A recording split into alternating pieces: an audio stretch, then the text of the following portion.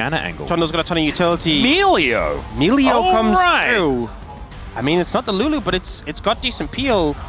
But yeah, I mean, I think so much of this common life, you know, and when cats, it's like, you know, what breed is your cat? And you're like, oh, it's cat.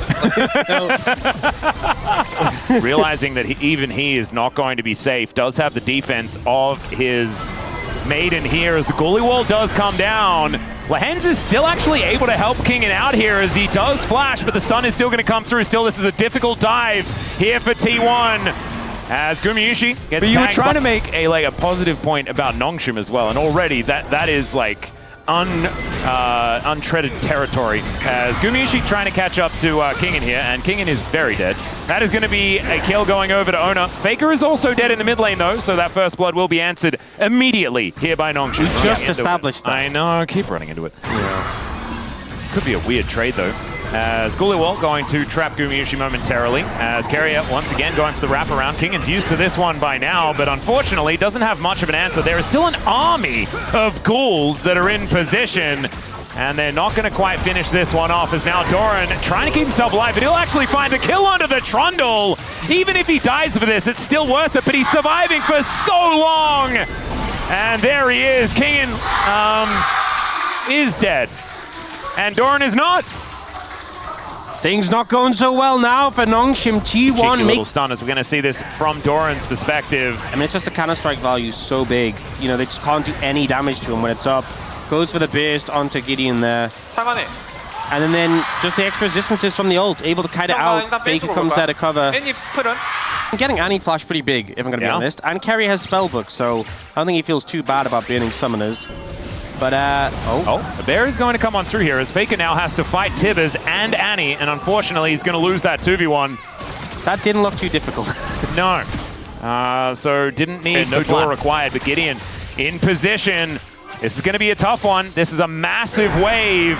And so Gideon moving forward, tanking this one up as best he can. Gumayusi wanting to hunt him down though, and Chiu is going to be able to pick up the kill, gets excited, gets out of the way. Carrier still trying to keep them interested here as the Realm Warp to come on forward, and now Jiu! Oh, the Flame Kick doesn't connect, and so Jiu is just going to die. Faker delivered that kill on a silver platter. Nongshim without their AD carry for the next little while, but still, it is only 200 gold, and they have a Jinx comp, so they're kind of happy. Yeah, I mean, the big thing was Carrier landing. Crazy that it's on its last legs like this. I think if the stun hadn't connected, at least would have bought more time. They would have had to commit more. All right, everyone comes in. Gideon's in position, though, to play defense as the death mark comes down. Jiu is just dead, and you iterated this earlier on.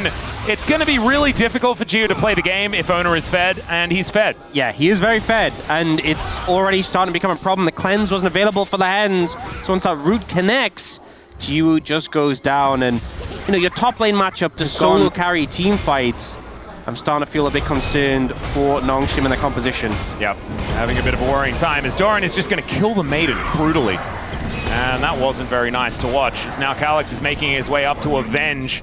He can actually throw down another one. The bear is available. The bear and the Maiden, my goodness, there's just a lot of... But they really need to make sure they can protect Jiru. And he can just dish out the damage.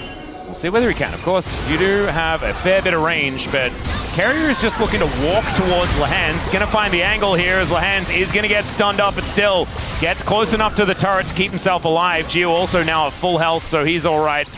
As Lehens will be going a little bit of concern, but the thing with Zed is even if you are fed, if you get, you know, if Lehens lands a Q while he goes in for the ult, that can be a big turning point in a fight, you know? Super Mega Death Rocket does absolutely nothing. That could be problematic here, but the Winter's Bite will be avoided here by Jiu. He's starting to do some damage, but look at this. Yeah, Deathmark, you're dead. And Owner is going to do it again. This is what we were talking about. And the flash forward, he wants another one, and there's the double. Had the shadow prepped and everything. Oh God, every time one of these kills comes in, it just makes the game more and more impossible. As Calyx is looking to try and catch Faker on the rotation, but who's catching who at this point in time? As he's got a dash cannon, that's kind of cute. Oh! And Faker just blasts him back.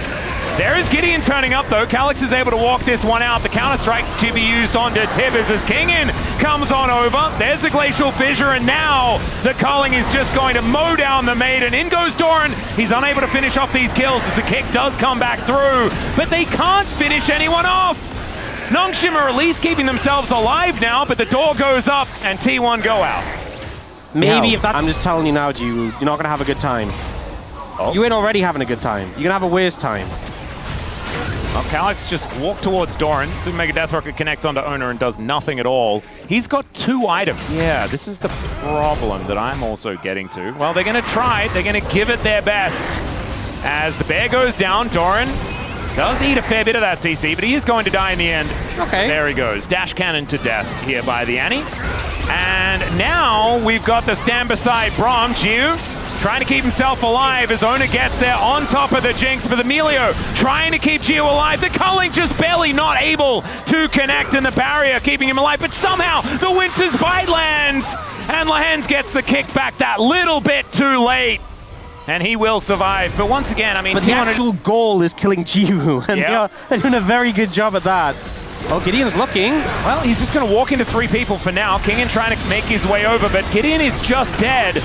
And the question of what did he mean by this is on everyone's minds. As I'd say that's maybe like, what, 7% of Carrier's health?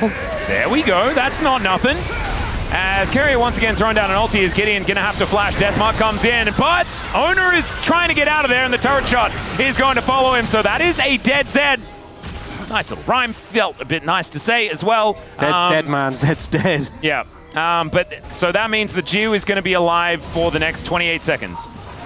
And that's the sort of punish we can see. Gideon is not going to be alive for the next 28 seconds. He is in fact dead. Brother, please. For 34 seconds. And maybe Jiu is not, maybe that was a cast curse. Maybe that's my bad. As Lehens trying his best to keep Jiu alive. We're just not going to watch it though. We don't want to see it. It's very funny though. It's very funny. Yeah.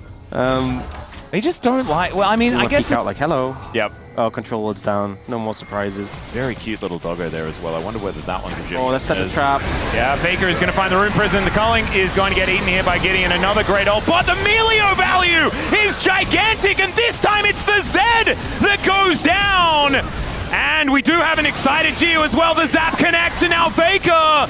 Can he actually get the AoE? My God, the damage is disgusting, but Guma bites off more than he can chew. And in the meantime, the Yorick is in the bottom lane with the Maiden.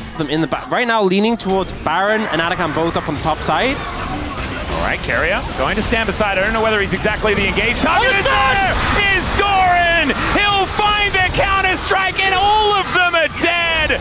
Yeah, T1 gave away their tempo vibes for a few seconds, but said no, give them back.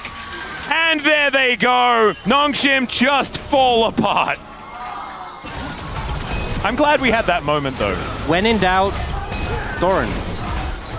It's that simple. When in doubt, Doran. That stun was just magnificent. You know, the game got a little bit goofy, got a little bit messy. He just comes in and cleans up like that. And now Kingen and Lehens, I don't think he got it. They certainly don't. Doran dives in yet again, and they're going to be able to take everything down. These Nexus turrets not going to be long for the world either. As Nongshim was a valiant effort, it was almost a comeback angle, and then it just wasn't. And at 26 minutes, T1 will take down the Nexus.